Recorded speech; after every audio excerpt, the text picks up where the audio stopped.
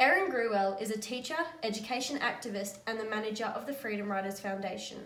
From a young age, Erin was confronted with the idea of equality in education by her father, who was a self-proclaimed civil rights activist.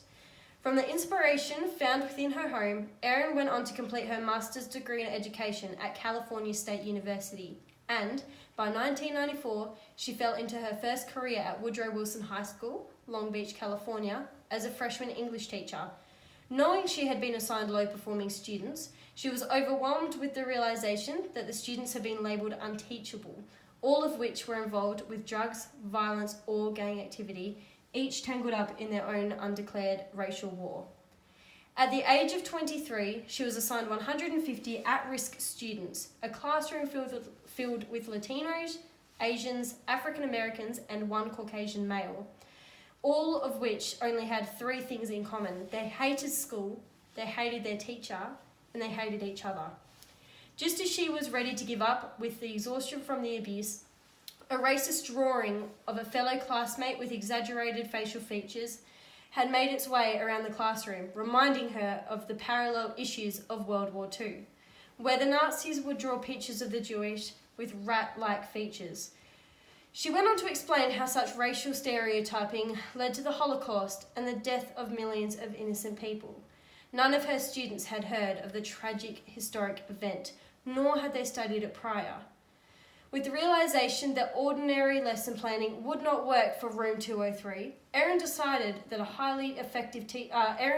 highly effective teaching philosophy which valued the diversity of each of her students and introduced tolerance, respect, and understanding.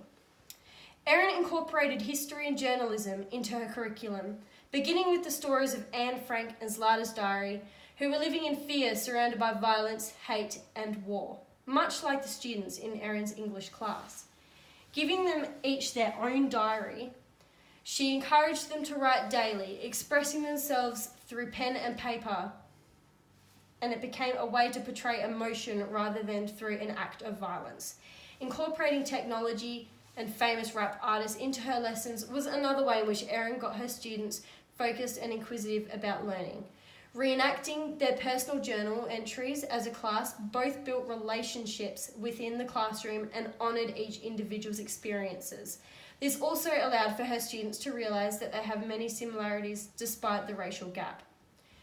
What is truly significant about Erin's contribution to education is her activist approach to her students and their potential.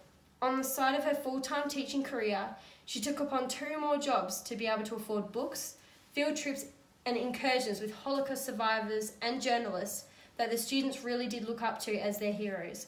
She went above and beyond the confinements of her classroom to stay financially afloat both personally and educationally so her students would have the resources they needed to learn successfully. Erin Gruwell's teaching philosophy became world known with the establishment of the Freedom Riders Foundation and the publication of her book, The Freedom Riders, which includes the diary entries of all 150 students. Although the foundation is only fairly new, herself and a handful of her Freedom Riders began travelling around the globe to spread the story of the teacher who taught the unteachable and the students who survived an undeclared war. Even though Australia is yet to be visited, Erin does have her own curriculum where many of her lessons can be used in an Australian classroom when dealing with at-risk or struggling students, including a range of resources encouraging students to perceive the personal, social and educational life in a different, more positive approach.